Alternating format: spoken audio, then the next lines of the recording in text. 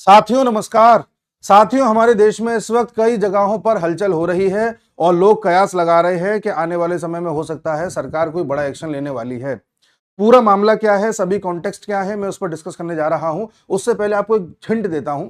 देखिए, अभी 2 दिन पहले प्रधानमंत्री मोदी ने हमारी राष्ट्रपति जी से अचानक मुलाकात करी और किसी विषय पर उनकी बातचीत हुई है। रात को 8 बजे मुलाकात हुई, किसी विषय पर बातचीत हुई है। अब वो कौन सा विषय है, क्या बात हुई है, नहीं पता। उसके बाद उसी दिन जेपी नड्डा के घर पर कुछ मिनिस्टर्स पहुंचते हैं, उनकी मुलाकात होती है, क्या बात होती है नहीं पता। उसके बाद प्रधानमंत्री के दफ्तर से यह पता चलता है कि उनका 19 अप्रैल का श्रीनगर का जो दौरा है उसको कैंसिल किया जा रहा है, रद्द किया जा रहा है। ठीक है। उसके बाद खबर मिलती है कि अमित शाह यानी कि होम मिनिस्ट्री के अगले 1 हफ्ते के जो भी कार्यक्रम है उनको स्थगित किया जा रहा है। उसके बाद एक और खबर मिलती है कि वेंसडे को जनरली क्या होता है, प्रधानमंत्री मोदी अपने सभी मंत्रियों के साथ बैठक करते हैं, इसे मिनिस्टर्स की बैठक कहा जाता है। जनरली वेंसडे के आसपास होती है। इस बार भी होनी थी, उसे कैंसिल कर दिया गया। अगली कब होगी नहीं बताया। इतनी सारी चीजें हो रही हैं, मुलाकात पर मुलाकात, कैंसिल पर कैंसिल। इसका मतलब कुछ ना कुछ अंदर चल रहा है जो एकदम से आपको पता चलेगा तो आपको लगेगा इट इज शॉकिंग। अभी लोग कयास लगा रहे हैं, किसी ने कहा कि साहब बंगाल में राष्ट्रपति शासन लगने जा रहा है इसलिए ऐसा कर रहे हैं। नहीं नहीं, राष्ट्रपति शासन बंगाल में नहीं लगाएगी सरकार। अभी इसके कोई भी चांसेस नहीं दिख रहे हैं। अभी 6 महीने बाद चुनाव है, सरकार ये सोच रही है कि चुनाव तक खींच लो इस गाड़ी को और ममता बनर्जी को लोग अपने आप ही हटा देंगे। इसमें प्योरली पॉलिटिक्स हो रही है। दूसरी बात यह है कि अभी बांग्लादेश के बॉर्डर पर जहां हमारा सिलीगुड़ी कॉरिडोर है, खबर आई थी कि S-400 को लेकर के डिप्लॉय करने की योजना बना रही है सरकार और हो सकता है S-400 जो एंटी मिसाइल सिस्टम हमारा है वो बांग्लादेश के बॉर्डर पर हम डिप्लॉय कर दें। यानी कि चांसेस हैं कि बांग्लादेश के छोर पर कुछ होने जा रहा है।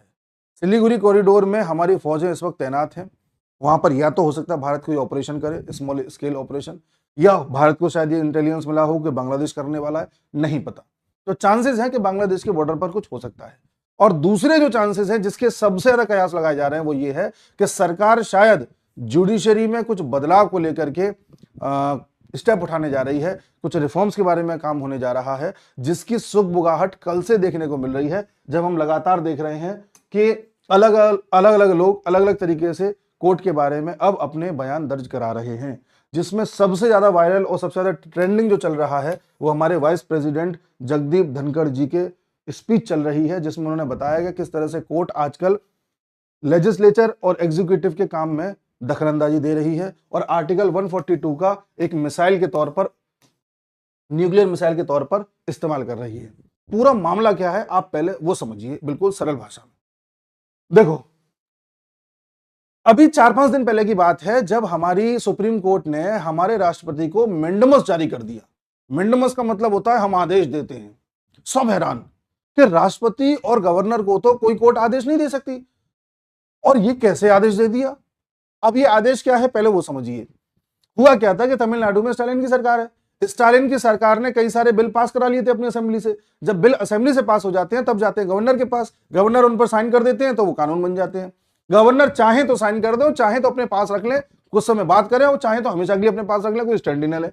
ऐसा ही राष्ट्रपति के साथ भी होता है। तो वहां के गवर्नर ने ऐसे 8-10 बिल अपने पास रख लिए, उन पर कोई स्टैंड नहीं लिया और बाद में उन बिल्स को राष्ट्रपति को दे दिया कि राष्ट्रपति अपना इस पर विचार करें। राष्ट्रपति ने भी कोई स्टेप नहीं लिया। इस बात को लेकर के सुप्रीम कोर्ट चले गए लोग। सुप्रीम कोर्ट ने वहां से 2 जजेस की बेंच ने फैसला दिया कि नहीं, राष्ट्रपति को 3 महीने के अंदर अंदर कोई ना कोई फैसला लेना होगा, गवर्नर को भी 3 महीने के अंदर अंदर कोई ना कोई फैसला लेना होगा। इस बात को लेकर के सब हैरान। मेंडमस जारी कर दिया, वो भी 2 जजेस की बेंच ने, जबकि हमारे कॉन्स्टिट्यूशन का आर्टिकल 145(3) कहता है कि ऐसा कोई भी आदेश अगर राष्ट्रपति और गवर्नर से संबंधित करना है तो एटलीस्ट कॉन्स्टिट्यूशनल बेंच तो हो। कॉन्स्टिट्यूशनल बेंच का मतलब है 5 जजेस की बेंच मिनिमम हो और अमूमन 7 जजेस की बेंच होती है, लेकिन यहाँ तो 2 जजेस की बेंच।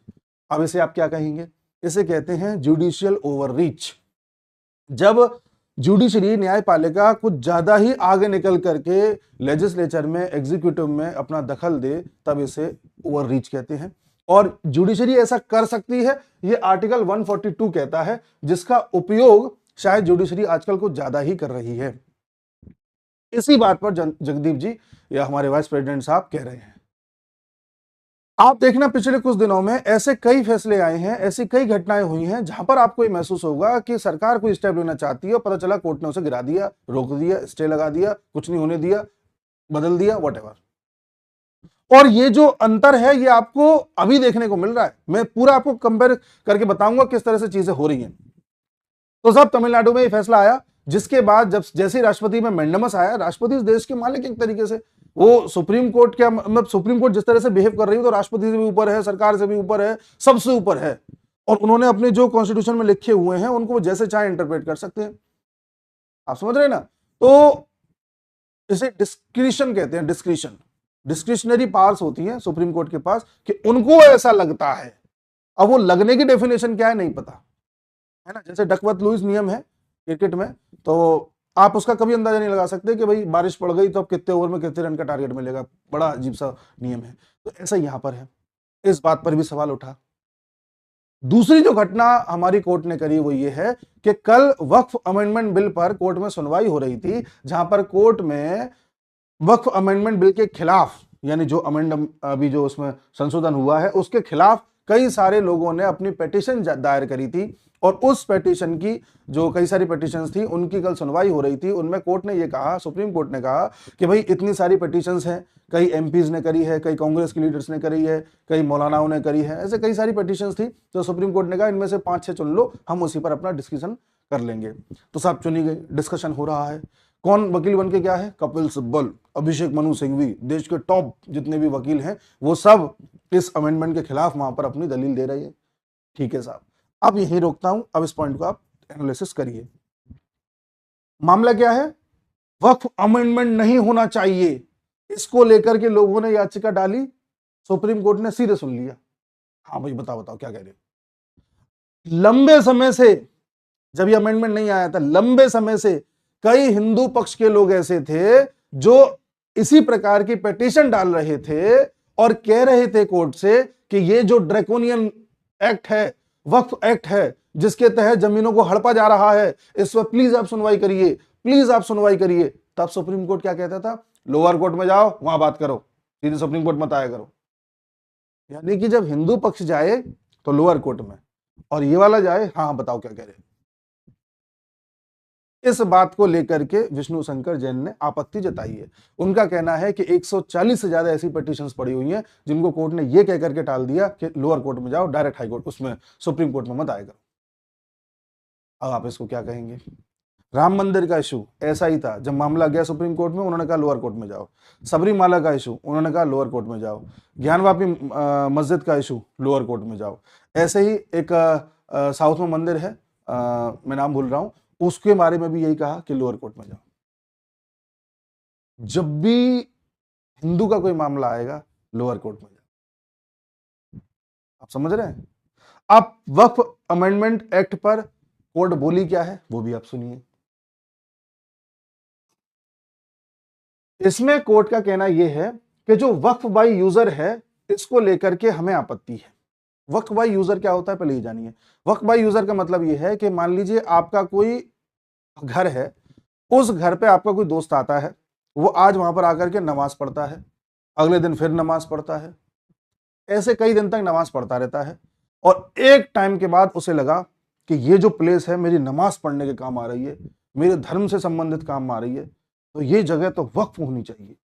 तो वो जाकर के कह देगा कि इसे वक्फ घोषित किया जाए। वो आपके घर पर वापस आएगा, कहेगा कि ये जो जमीन है ये वक्फ जमीन होनी चाहिए। आप कहोगे ऐसे कैसे तुम कह रहे हो, मेरे पास कागज है, ये जमीन मेरी है। वो कहेगा नहीं नहीं नहीं, वक्फ होनी चाहिए। और तुम्हें विश्वास नहीं है तो वक्फ बोर्ड के किसी आदमी से बोल दूंगा, वो आके तुमसे कह जाएगा। वो वक्फ बोर्ड के आदमी से बोलेगा, वक्फ बोर्ड का आदमी आपके घर आएगा, वो कहेगा कि हाँ भाई क्या कह रहे थे आप कहोगे हमारे पास कागज है, ये कह रहा है कि वक्फ की जमीन हो गई। कागज है तो क्या हुआ, वक्फ की जमीन नहीं है, अब ये धर्म के काम आ रही है। आप कहोगे अच्छा ज्यादा बोल रहे हो, लाओ मैं भी कोर्ट जाता हूं। तो वो कहेगा कुछ नहीं कर पाओगे आप। जी हाँ, पॉइंट यही है, आप कोर्ट भी नहीं जा सकते। सेक्शन 40 के तहत जो अमेंडमेंट किया था ना कांग्रेस ने, वक्फ अमेंडमेंट, उसमें यही प्रोविजन था कि अगर कोई आकर के ये कहता है कि ये आप वक्फ की जमीन है, आपकी जमीन नहीं है, तो आप कोर्ट भी नहीं जा सकते। ना लोअर कोर्ट, ना हाई कोर्ट, ना सुप्रीम कोर्ट, कहीं नहीं जा सकते थे पहले वाले में। आप कहां जाओगे? ट्राइब्यूनल में, एक विशेष अदालत में जो इसी प्रकार के केसेस सुनती है।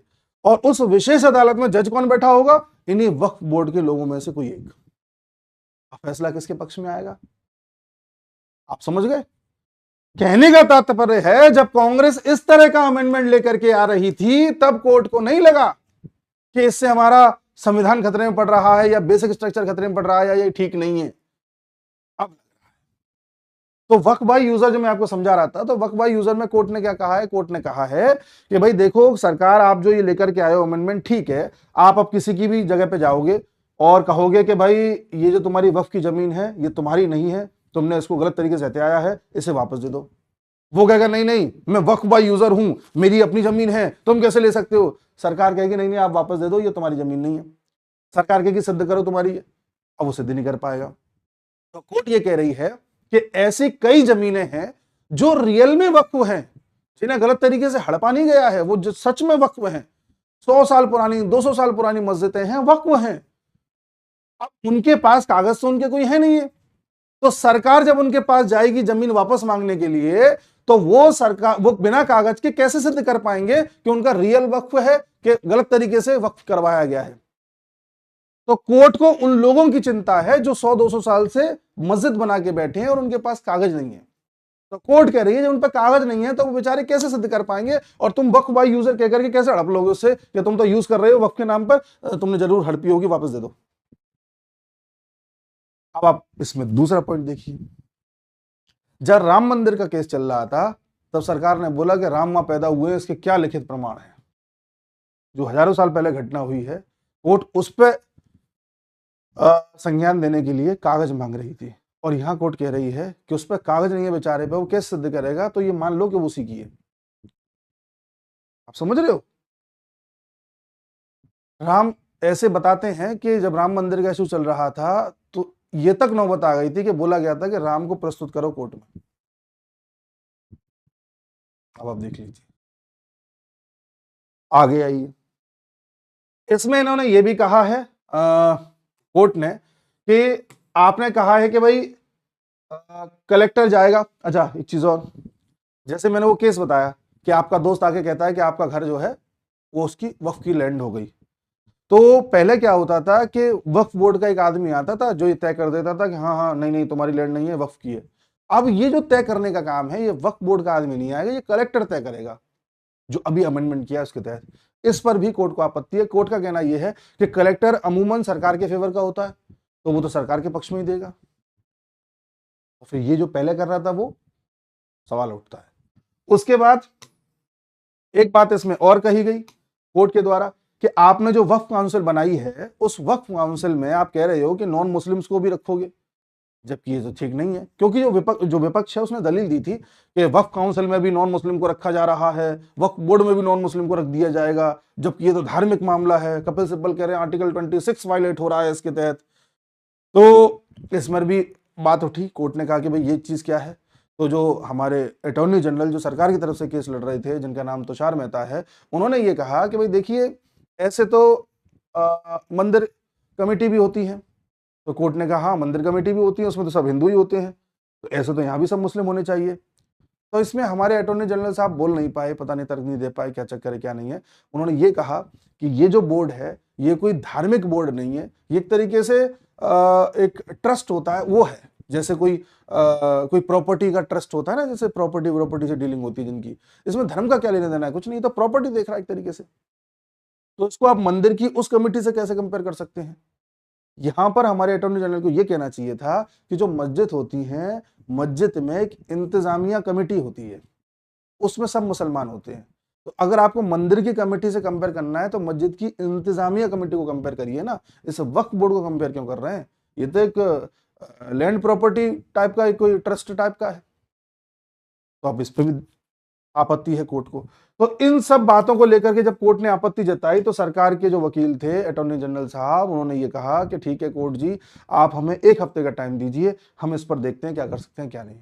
कोर्ट ने कहा ठीक है 1 हफ्ते का टाइम दे रहे हैं, लेकिन 1 हफ्ते तक ना तुम किसी की जमीन लोगे, ना किसी तरह का कोई ये जो एक्ट का प्रावधान है लागू करोगे, जैसे चल रहा है चलने दोगे। ठीक है साहब। अब शायद 5 मई को इस पर सुनवाई होनी है जहां तक है। अब आप ये देख लीजिए कि अगर अच्छा ये जो 1 हफ्ते की टाइम मांगा गया है ये हमारे सरकार के वकील ने मांगा है, अटॉर्नी जनरल साहब ने। इससे पहले कि कोर्ट स्टे लगाती इस पर इन्होंने ही मांग लिया।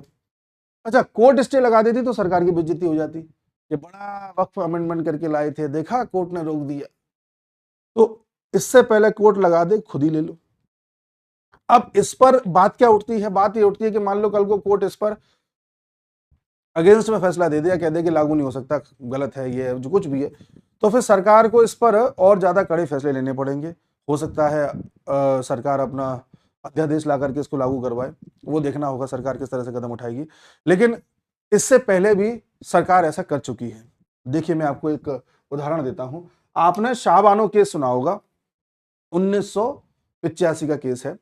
इसमें एक मुस्लिम महिला थी जिनका नाम था शाहबानो। उनके एक वकील पति थे, उन्होंने उनको दे दिया डाइवोर्स। जब महिला को डाइवोर्स मिल गया तो महिला ने केस ठोक दिया उनके खिलाफ और कहा कि मुझे हर महीने अपना गुजारा भत्ता चाहिए उस पति से जिसने मुझे डाइवोर्स दिया। कोर्ट ने पूरी बातें सुनी, कोर्ट ने कहा आपकी बात सही है, हम बोलते हैं इनसे कि ये आपको गुजारा भत्ता देंगे। जैसे ही ये चीज हुई तो कई सारे मुसलमान इस देश में नाराज हो गए। ये क्या है, ये हमारे ऊपर कॉन्स्टिट्यूशन कैसे लागू किया जा रहा है, हमारे ऊपर तो अलग तरीके के नियम कायदे कानून चलते हैं, हम तो अपने हिसाब से चलते हैं। आपको तो पता ही है भाई, मुसलमानों के लिए अलग नियम कायदे कानून है।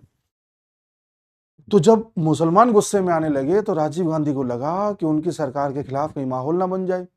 तो राजीव गांधी ने एक अध्यादेश ला करके फिर बाद में एक्ट बना करके अपनी संसद से पारित करा दिया कि भाई इस तरह से अगर मुस्लिम महिला को डाइवोर्स मिलेगा तो उसे कोई भत्ता नहीं दिया जाएगा।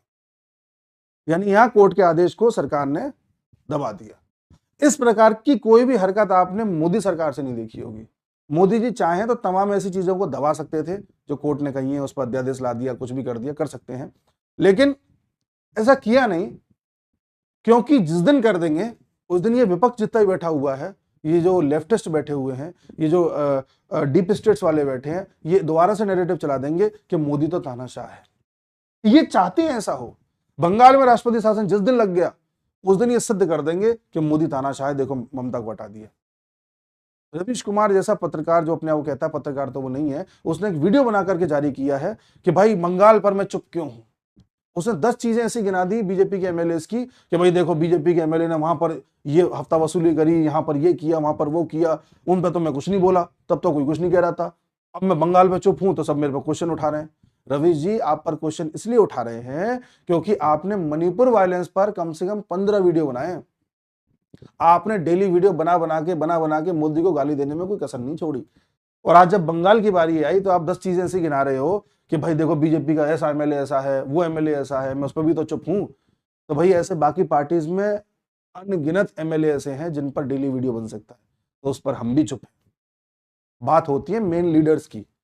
बीजेपी, कांग्रेस, कोई भी पार्टी हो, कोई दूध की धुली नहीं है, लेकिन जो मेन लीडर होता है उस पर, उसकी इंटेंशन पर हमें चर्चा करनी चाहिए। तो रवीश जी जिस तरह से डिफेंड कर रहे हैं अपने आप को, और वो तो ममता को भी डिफेंड कर रहे हैं, कह रहे हैं ममता की तो इमेज ऐसी बना दी है, जानबूझ करके उनको ऐसे पेश किया जाता है जैसे कितनी बड़ी वो डिक्टेटर हैं या कितनी बड़ी वो जो है नरसंहार करने वाली हैं, इस तरह से। मतलब वो उनके हिसाब से बंगाल में कुछ हो ही नहीं रहा जाता। ऐसी स्थिति में मान लो वहां पर प्रेसिडेंट रूट लगा दें तो यही रवीश कुमार 10 वीडियो बनाएगा कि देखो मोदी कितना बड़ा तानाशाह है। कैसे के साथ हो सकता है?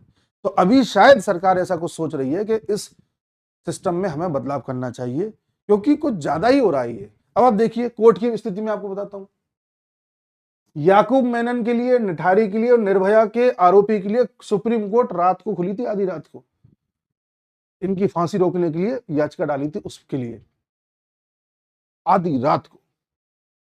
लेकिन वैसे मामलों में कोई मतलब नहीं है।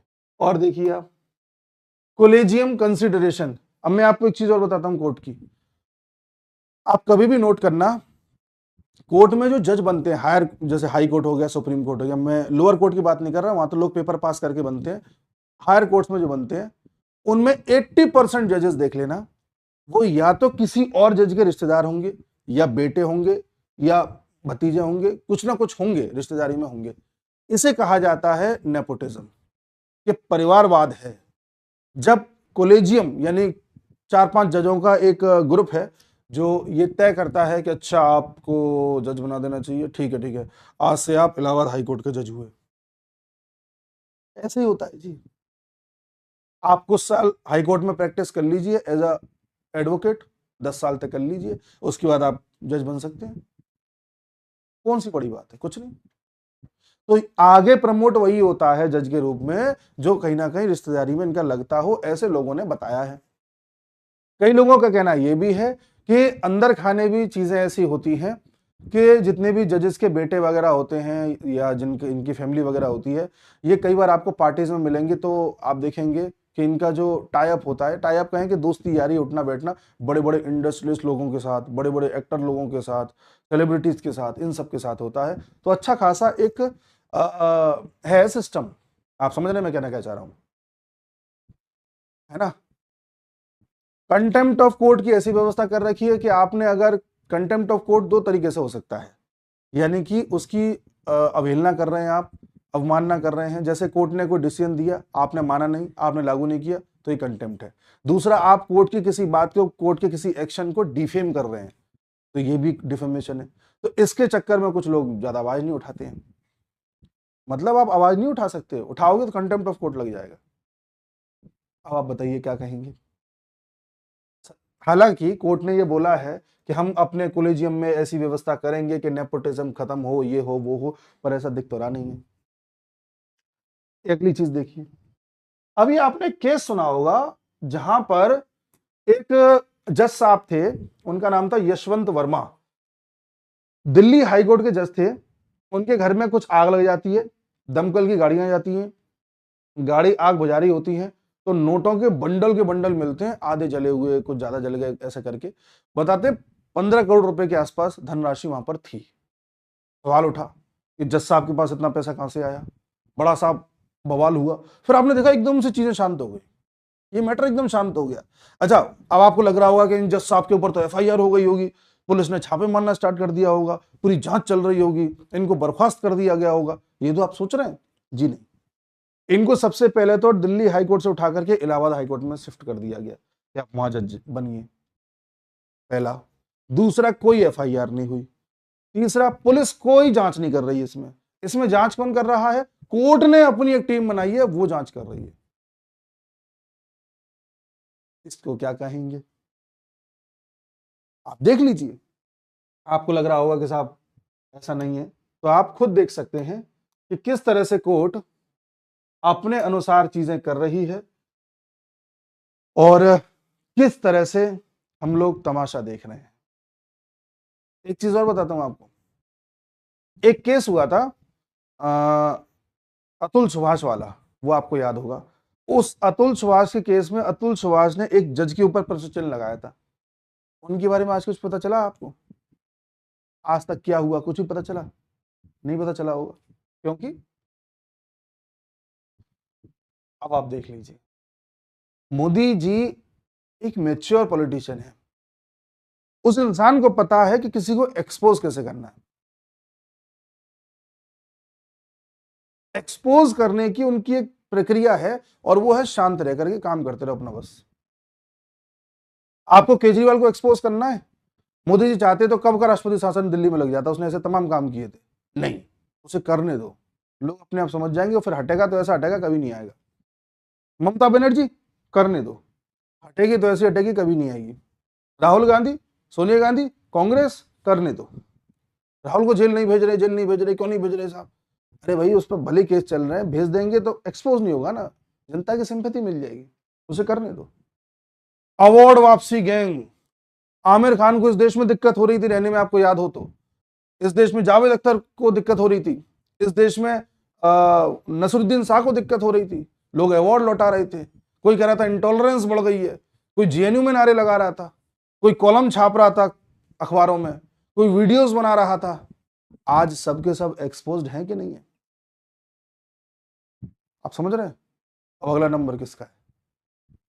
तो मोदी जी चुप रह करके अपने काम को वैसे करते हैं जैसे करना चाहिए, बाकी सामने वाला अपने आप धीरे धीरे ऐसी गलती करेगा कि लपेटे में आ जाएगा। लपेटे का मतलब है जनता के सामने एक्सपोज हो जाएगा, और जनता के सामने एक्सपोज होना बहुत जरूरी है।